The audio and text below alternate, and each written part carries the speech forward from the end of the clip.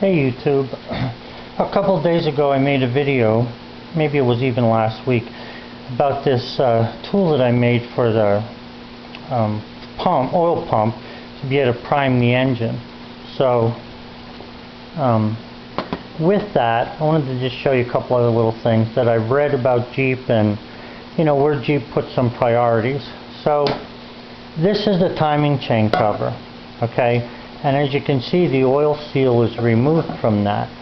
Now, on a Chevy, in the block, there are pins that when you put the timing cover on, you have to align it with the pins that are in the block. But on this 258 Jeep engine, and that's cubic inches, there are no pins. So in order to put this cover back onto the engine, Jeep requires a couple of tools that, if you've ever tried to buy the manufacturer's tools, it's almost impossible to get them, and they're 90% of the time they're so overpriced they're not worth buying. But anyway, one of the things that Jeep recommends is that you center this hole over the crankshaft with a tool before you put in the bolts that go around the timing chain. So I turned this piece of plastic down, and it's not just plastic, I can't remember the name of this stuff, I'll have to tell you sometime. It's actually a high density, high strength, tensile strength as well as compressive strength. But I cut this down on my lathe, and this section right here fits just about perfectly in that hole. There's very little side movement. And then I cut this other hole the size that I would need, that would center this with the key on the drive shaft, or on the crankshaft. So in other words, the key there is on the crankshaft yet, okay? It's still on the crankshaft. So I made that centered so that when I'm hitting that key, I'm where I need to be with this tool that I made. So, and if you read Jeep's shop manual from the manufacturer, they use one of these. So I'm going to use that to center this piece onto the crankshaft when I go to bolt this down. Now here's the thing, the seal's not in there. Now normally on a Chevy I would take and I would drive, and Chevys is my specialty, so I'm just saying this. Normally I would put this into the case right away. Now this case is either aluminum or white metal, but I know it's not steel. So you got to be careful with this because this thing can break easily. So I don't want to, normally I would take a seal, take a socket and drive the seal into place on a Chevy. But they're asking that you don't do that in the Jeep manual. So since I've been waiting for 4 weeks for the camshaft to come, I decided to start making some little tools. So besides this, which I'm just going to hold in there like that when I go to bolt this timing cover on over top of the crankshaft, I also, using this, when I go to put the seal in, let me go get it.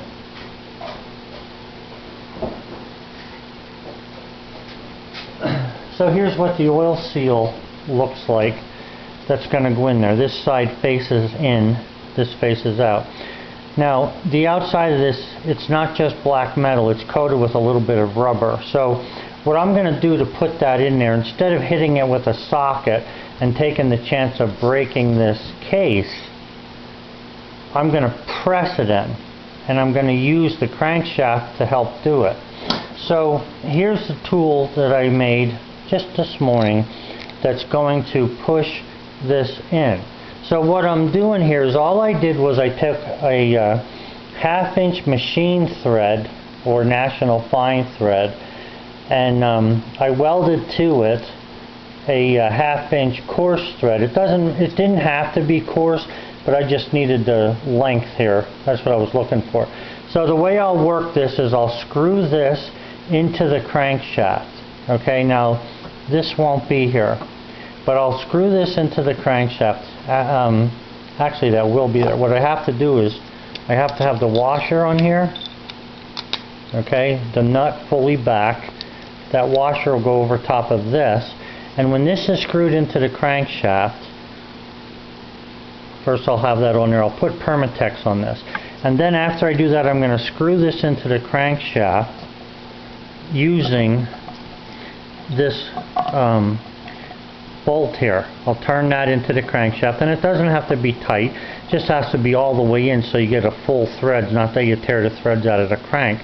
And then I'll take the nut that's on here and turn that and force this plastic against that rubber and force it into the hole that's here. Now that'll keep me from putting any, banging pressure on this. It'll just put a steady pressure. And once I put some Permatex on this stuff, as long as it's loose, and I'll show you the Permatex I would use. Something like this. It's either a high-tech or high-tack gasket sealant. I'll either use that or, and I'm sorry you're not going to be able to read this thing, but this is similar to Permatex. It's a different brand, but use something like this. It reminds you of, for you older guys, it's like Indian head gasket shellac, which I really used to like that, but can't really find that anymore where I live. So anyway, I'll put some sealant around the seal, set the seal in, screw the bolt in, and then after I screw the bolt in, I'll hold this and turn the nut to force that seal into the crank there. And because of the way I'm using this seal to locate the center of the hole, all of this will work, within a couple thousandths of keeping this thing centered. So apparently that's an issue with Jeep, because they contributed like 3 pages, or designated 2 or 3 pages of writing about these couple things that I'm talking about here. So this wasn't that hard to do. All I did was make it to fit inside of where the seal is going to go. Alright?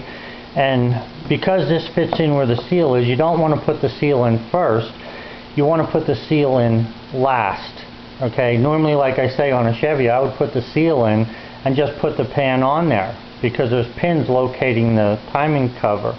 But because this doesn't have that, we're going to use this to locate the center of the crankshaft in reference to this piece.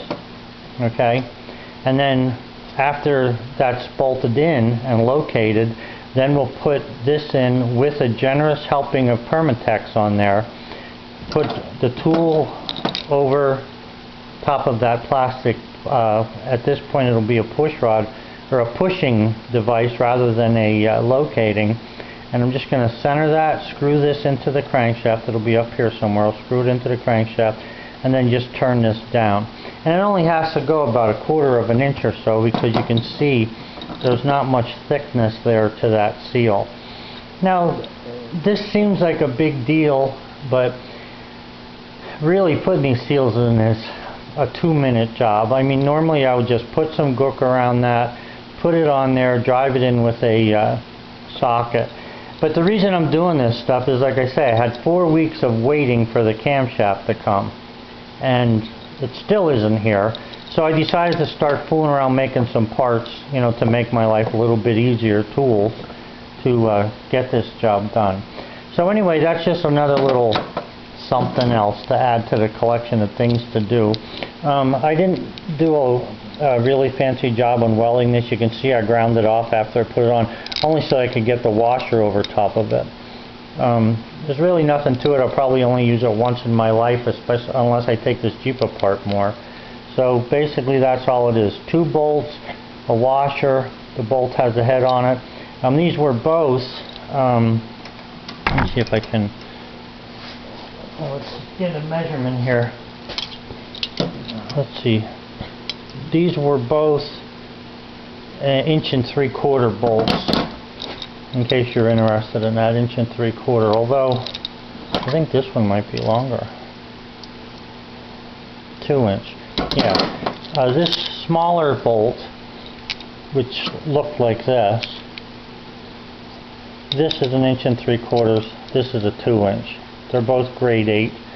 And like I say, I needed something to go into the crankshaft. That's why I have the National Fine thread there. And this one didn't matter. It could have been National Fine, but I didn't have any. I actually got these off of a neighbor that lives near me, the guy with the elevator. So yeah, I'm going to just use that to pull that piece in, get the seal in place after I center this on the crank.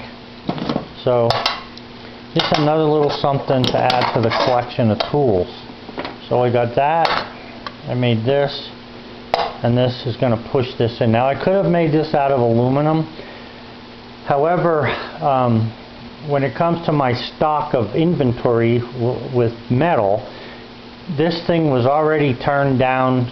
Actually, this was used, if you remember, I used this urethane to make cab mount cushions. And this was actually turned for that. I just turned it into something else. So again, this was a cab mount cushion, original on my 89 truck. I just turned the inside a little different, turned the outside here to fit this case, and went from there. Oh man, I can't wait to get this camshaft. The other day, my wife lost brakes on her car, and I can't get the car in here to fix it. So I'm dying to get this Jeep done. Okay guys, so that's how I'm going to be putting this seal together. When I go to get the crank and stuff and everything is here, I'll finally show you how I put that in. Have a good one. Bye.